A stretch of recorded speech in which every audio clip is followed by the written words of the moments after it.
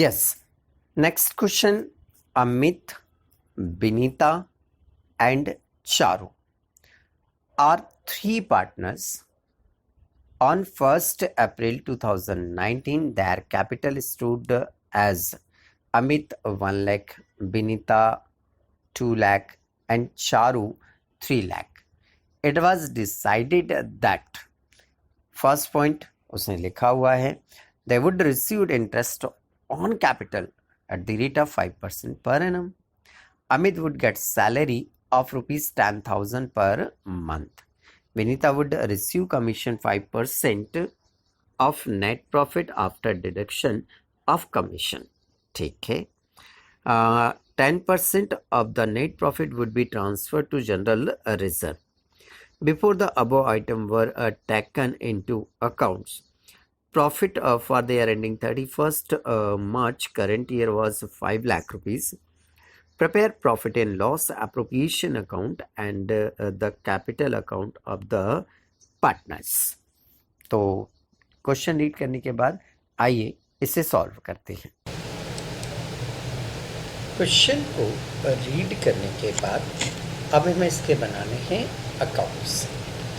Accounts की बात करें तो सबसे पहले हमें जो बनाना है वो बनाना है profit and loss appropriation account. क्या बनाना है? सबसे पहले हमें profit and loss appropriation account.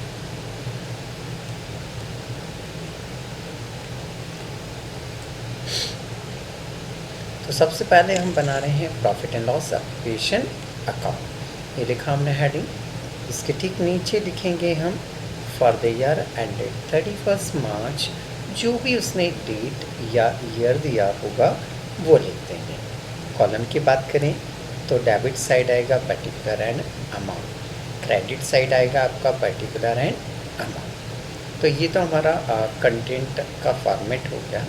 अब इसके अंदर क्या क्या लिखेंगे? देखिए, हम पिछले क्वेश्चंस में भी डिस्कशन कर चुके हैं कि इस अकाउंट की स्टार्टिंग हमेशा कहाँ से करते हैं? हम क्रेडिट साइड से. तो जो प्रॉफिट क्वेश्चन में गिवन है, जो प्रॉफिट क्वेश्चन में 5 लाख रुपीज़ गिवन है, वो 5 लाख रुपीज़ प्रॉफिट हम यहाँ पर क्या करेंगे? By profit and loss. By profit and loss profit के नाम से क्या कर देंगे? हम यहाँ पर नोट कर देंगे. तो ये लिखा हमने 5 लाख रुपीज़. ये क्वेश्चन में दिया हुआ है और ये कहाँ से लाए? हम प्रॉफिट एंड लॉस अकाउंट से लेकर आए. ठीक है. अब इसके बाद यदि हम क्वेश्चन में रीड कर रहे हैं तो हमें कैपिटल पर क्या देना है? इंटरेस्ट देना है. तो कैपिटल पर जो इंटरेस्ट होता है वो डेबिट साइड का एक्सपेंसेस होता है. तो ये लिखा हमने टू इंटरेस्ट ऑन कैपिटल. अब इसमें क्वेश्चन में परसेंटेज दिया है और उस परसेंटेज के बेसिस पर हमें इसे क्या करना पड़ेगा? कैपिटल पर कैलकुलेट करना पड़ेगा. तो आइए देखते हैं calculation of interest on capital. सबसे पहले हम क्या करेंगे? ई की जो कैपिटल है वो देखें हम कितनी है? 1 लाख रुपीज़. ये अनीतास की जो कैपिटल है वो कितनी है? 1 लाख रुपीज़. इसका कितने परसेंट बोला उसने? 5%. तो 1 लाख का 5% कितना होता है? 5,000 रुपीज़. बिमला की जो कैपिटल है वो 2 लाख रुपीज़ है. 2 लाख का 5% निकालते हैं तो ये 10,000 रुपीज़ आता है. इसी तरह से चेरीज़ की कैपिटल 3 लाख है तो 3 लाख का 5% निकालते हैं 15,000 आता है. तो ये तीनों पार्टनर की हमने क्या निकाल ली? कैपिटल का इंटरेस्ट. तीनों पार्टनर का कैपिटल का इंटरेस्ट. ये जो इंटरेस्ट है इन्हें यहाँ से उठाइए और यहाँ पर क्या कर दीजिए? 1 बाय 1 नोट कर दीजिए. तो अनीता का जो इंटरेस्ट है वो कितना है हमारा? 5,000.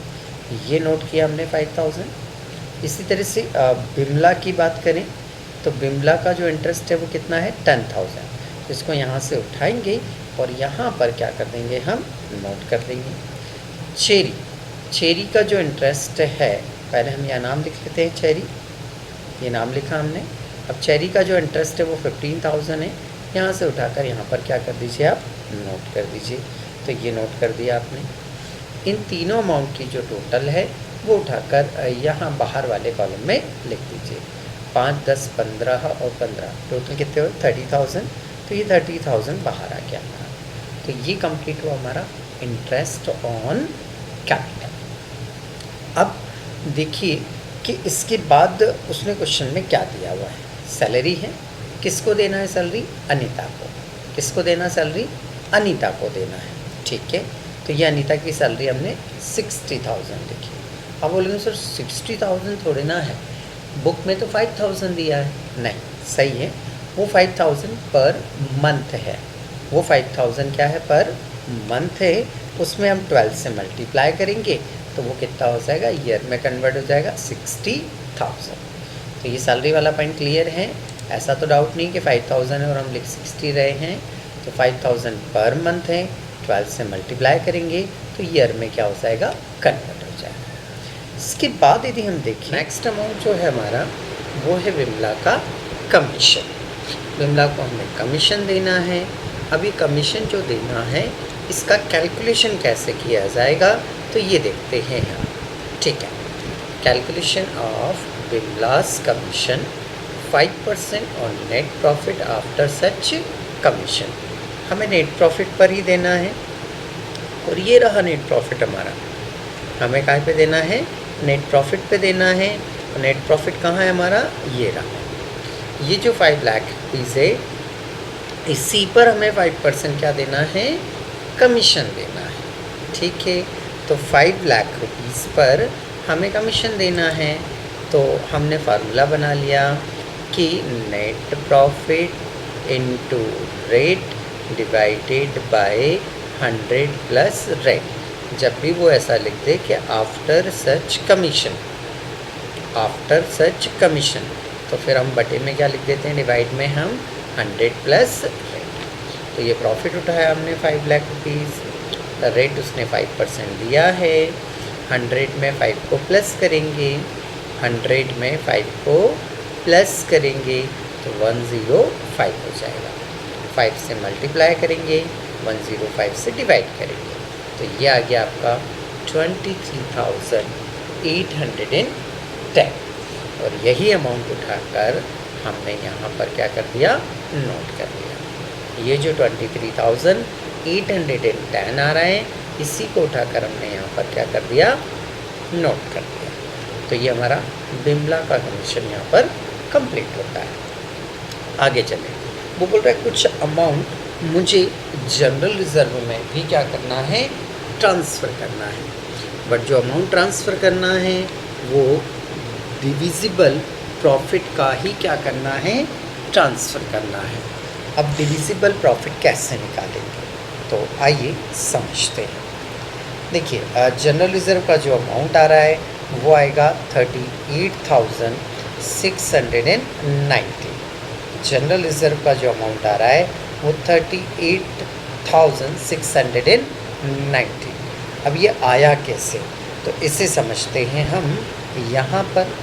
ओके, यहाँ हमने लिखा amount calculated 10% of general reserve on divisible profit. अब ये डिविजिबल प्रॉफिट कैसे निकलता है? कुछ नहीं है, ये जो क्रेडिट साइड है ना इसकी लगाओ टोटल और उसमें से डेबिट साइड का ये यहाँ तक का अमाउंट 23,810 तक का अमाउंट, मतलब 30,000, 60,000 और 23,810। ये जो 3 अमाउंट्स हैं, 3 वैल्यूज़ हैं, इन 3 वैल्यू को आपको ऐड करना है और क्रेडिट की टोटल में से क्या कर देना? आपको लेस कर देना है।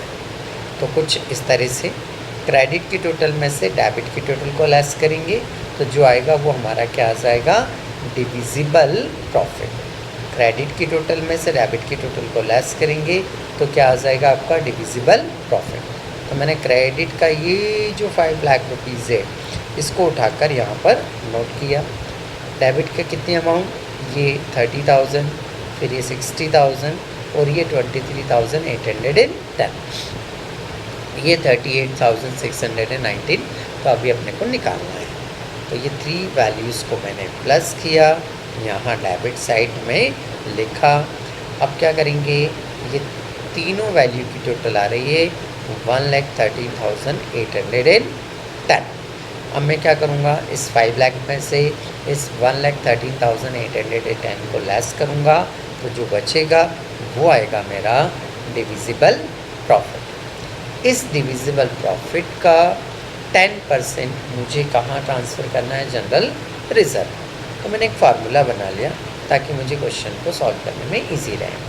Divisible profit into rate divided by 100 is equal आपका जनरल रिजर्व का अमाउंट आ जाएगा। कुछ इस प्रकार से हम देख पा रहे हैं कि हमारा जो डिविजिबल प्रॉफिट है वो 3,86,190। रेट कितना बोला उसने, 10%, 10% बोला। कैलकुलेट करने पर ये आया 38,619। तो ये जो 38,619 है ये वाला अमाउंट, ये उठाएंगे और इसको यहाँ पर किस नाम से लिख देंगे हम, जनरल रिजर्व के नाम से। किस नाम से लिखेंगे हम, जनरल रिजर्व के नाम से। ठीक है, तो ये हुआ हमारा जनरल रिजर्व। अब क्वेश्चन में देखा जाए तो कुछ नहीं है, अब हमें इसका निकालना है बचा हुआ प्रॉफिट। ऑब्वियसली क्रेडिट की टोटल ज़्यादा है और डेबिट की टोटल कम है, तो प्रॉफिट ही आएगा। तो मैंने लिख दिया टू प्रॉफिट ट्रांसफ़र टू। अब कहाँ ट्रांसफ़र करेंगे हम ट्रांसफ़र करेंगे इनके कैपिटल अकाउंट। तो पहला पार्टनर कौन है हमारा, अनीता। ठीक है, इसका प्रॉफिट शेयरिंग कितना आएगा, 1,15,857। देन बिमलास कैपिटल अकाउंट, इसका प्रॉफिट कितना आएगा आपका, 1,15,857। उसके बाद में चेरीज कैपिटल अकाउंट, इसका प्रॉफिट कितना आएगा, 1,15,857। और टोटल प्रॉफिट कितना आ जाएगा, 3,47,571। अब ये आया कैसे, इसको हमने कैसे डिस्ट्रीब्यूट किया, आइए इसकी कैलकुलेशन को हम यहाँ समझते हैं। हमने क्या किया, फोर्थ कैलकुलेशन किया हमने, calculation of profit sharing. Calculation of profit sharing हम क्या करेंगे, पहले क्रेडिट साइड की क्या लगाएंगे, टोटल। कहाँ की टोटल लगाएंगे, क्रेडिट साइड की, और उसमें से डेबिट साइड की टोटल को क्या करेंगे, लेस। तो वो हमारा क्या हो जाएगा, डिविजिबल प्रॉफिट आ जाएगा एक्चुअल में। ठीक है, तो क्रेडिट की टोटल कितनी है हमारी, क्रेडिट की टोटल ये 5 लाख रुपीज़ है। डेबिट की टोटल कहाँ तक की लगाएंगे, ये 4 वैल्यूज़, 30,000, 60,000, 23,810 और 38,690। ये कहाँ आ जाएगी, आपकी डेबिट में आ जाएगी। तो क्रेडिट की टोटल में से डेबिट की टोटल को क्या करेंगे हम, लेस। क्रेडिट की टोटल में से डेबिट की टोटल को क्या करेंगे हम, लेस। तो जो डिफरेंस आएगा वो क्या आ जाएगा हमारा, डिविजिबल प्रॉफिट। तो डिविजिबल प्रॉफिट आया 3,47,571। तो ये 3,47,571 डिविजिबल प्रॉफिट आया। अब इस डिविजिबल प्रॉफिट को पार्टनर्स में उनके शेयरिंग रेशो में क्या करेंगे, बांट देंगे, जो कि उसने लिख कर दिया है कि तीनों पार्टनर जो है वो इक्वल रेशो में 1/3, 1/3, 1/3 में डिवाइड कर लेते हैं। तो 3,47,571 को मैंने 1 कितना किया, 3। तो ये आ गया आपका 1,15,857। तो यही अमाउंट उठाकर मैंने 1,15,857 को उठाकर मैंने यहाँ पर क्या कर दिया था, नोट कर दिया था। और इन तीनों की टोटल कितनी आ रही है आपकी, 3,47,571। यहाँ आकर आपका क्वेश्चन क्या हो जाता है, कंप्लीट। दोनों साइड की टोटल लगा देंगे, तो दोनों साइड की टोटल कितनी हो गई आपकी, 5 लाख एंड 5 लाख। तो यहाँ पर आपका profit and loss appropriation account जो है वो यहाँ पर आपका क्या होता है, profit and loss appropriation account बनाने के बाद हमें इसका बनाना है पार्टनर्स कैपिटल अकाउंट, और वो भी बनाना हमें फ्लैक्चुएट कैपिटल मेथड से। फ्लैक्चुएट कैपिटल मेथड से इसलिए बनाना है क्योंकि उसने कहीं भी फिक्स्ड कैपिटल मेथड से नहीं बोला, करंट अकाउंट के बैलेंस नहीं दिए और ना ही करंट अकाउंट बनाने के लिए लिखा है। तो आइए सबसे पहले हम ऊपर हेडिंग लिखेंगे फ्लैक्चुएट कैपिटल मेथड। फिर उसी में यहाँ पर नीचे अकाउंट का नाम लिखेंगे हम partners capital account. Debit side में पर्टिकुलर अमित, विनीता और चारू, 3 पार्टनर हैं। इसी तरह से क्रेडिट साइड में पर्टिकुलर अमित, विनीता और चारू, ये हमने कॉलम बना लिए। अब इसे बनाने के लिए हमें कुछ बातों का ध्यान रखना पड़ता है, तो वो बातें क्या हैं वो हम देखेंगे। सबसे पहले यहाँ क्या लिखते हैं हम, बाय बैलेंस बीडी, और बाय बैलेंस बीडी में क्या लिखना, हमें कैपिटल लिखना है। बाय बैलेंस बीडी में क्या लिखना, हमें कैपिटल लिखना है। तो क्वेश्चन में से उठाकर हमने क्या किया, इन तीनों की कैपिटल लिख दी। कैपिटल का जो अमाउंट है वो अमित का है 1 लाख, विनीता का है 2 लाख और चारू का है 3 लाख। डेबिट साइड में हम क्या लिखते हैं, ड्राइंग लिखते हैं। डेबिट साइड में हम क्या लिखते हैं, ड्राइंग। क्वेश्चन में देखें हम तो उसने ड्राइंग कहीं भी नहीं दिया हुआ है, नहीं दिया है तो उसे ड्रॉप कर दीजिए। सेकेंड पॉइंट, ये जो हमारा P&L एप्रोप्रिएशन अकाउंट होता है, इसकी डेबिट साइड की अमाउंट को उठाकर कहाँ कॉपी कर देते हैं हम, क्रेडिट साइड में। डेबिट साइड की अमाउंट को उठाकर कहाँ कॉपी कर देते हैं हम, क्रेडिट साइड में। तो आइए पहले हम इंटरेस्ट ऑन कैपिटल, चूँकि ये पार्टनर्स से रिलेटेड है तो इन्हें डेबिट से उठाकर कहाँ लिखेंगे हम, क्रेडिट साइड में। ये लिखा हमने bye interest on capital. Amit का इंटरेस्ट है 5000, ये कॉपी कर दिया। उसके बाद में विनीता का इंटरेस्ट है 10,000, ये लिख दिया। फिर चारू का इंटरेस्ट है 15,000, तो ये लिख दिया हमने 15,000। फिर सैलरी अमित को मिल रही है तो यहाँ से उठाएंगे और यहाँ पर सैलरी के नाम से अमित के कॉलम में क्या करेंगे, हम कॉपी कर देंगे, बाकी में डैश कर देंगे। कमीशन विनीता को मिल रहा है तो डेबिट से उठाकर कहाँ लिख देंगे, क्रेडिट साइड में। तो ये लिखा हमने विनीता के कॉलम में कितना, 23,810।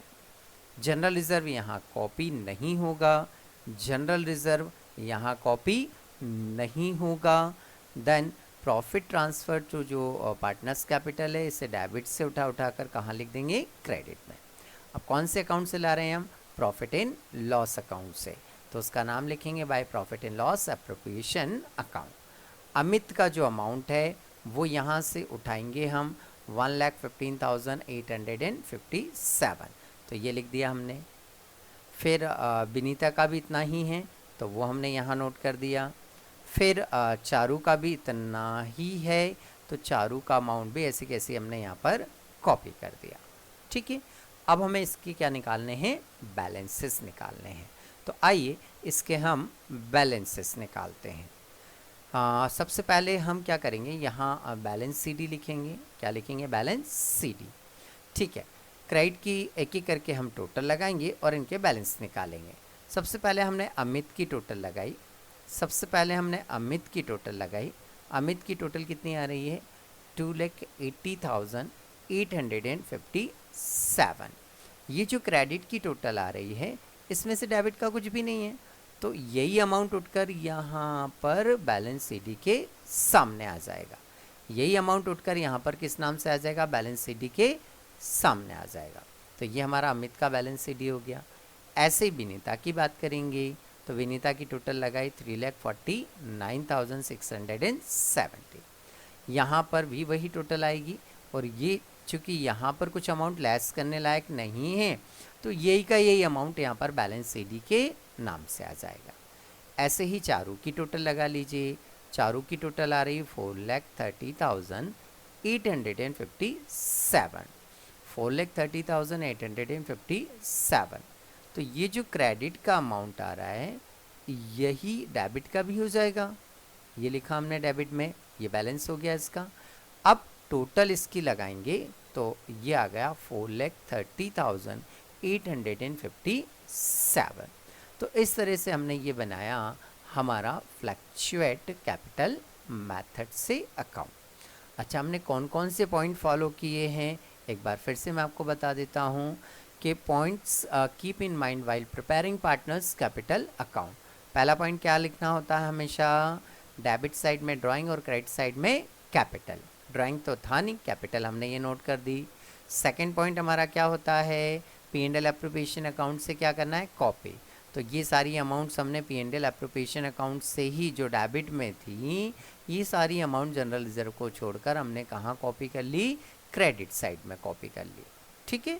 थर्ड पॉइंट हमारा होता है, अच्छा डेबिट से क्रेडिट आना और क्रेडिट से कहाँ आना है अपने को, डेबिट साइड में। अच्छा क्रेडिट से डेबिट में आने के लिए हमारे पास कुछ था नहीं, इसलिए हमने उसे लिखा नहीं। थर्ड पॉइंट की यदि बात करें तो जो डिफरेंसेस आते हैं उन्हें हमें बैलेंस सीडी के नाम से लिखना है। तो ये जो डिफरेंस आया था ये हमने किस नाम से लिखा, बैलेंस सीडी के नाम से। तो जब भी हम ये अकाउंट बनाते हैं तो हमें ध्यान रखना है कि ये 3 पॉइंट्स हमारे माइंड में हमें ध्यान रखने हैं। ठीक है। तो ऐसे करके ये क्वेश्चन यहाँ पर क्या हो जाता है, आपका कंप्लीट हो जाता है। यदि आपको वीडियो बहुत अच्छा लगा हो तो इस वीडियो को लाइक जरूर कर देवें। लाइक करने के बाद में इसको शेयर करें यदि पसंद आया, ताकि आपको पसंद आया तो दूसरों को भी पसंद आए। देन जो रेड कलर का सब्सक्राइब का बटन होता है उसे प्रेस कर दें। साथ ही जो बेल आइकन होता है घंटी वाला बटन, उसको भी प्रेस कर दें ताकि नए नए नोटिफिकेशन आपको मिलते रहें। साथ ही इस वीडियो के बारे में आप कमेंट्स जरूर दें कि ये वीडियो आपको अच्छा लगा या नहीं लगा। Thank you for watching.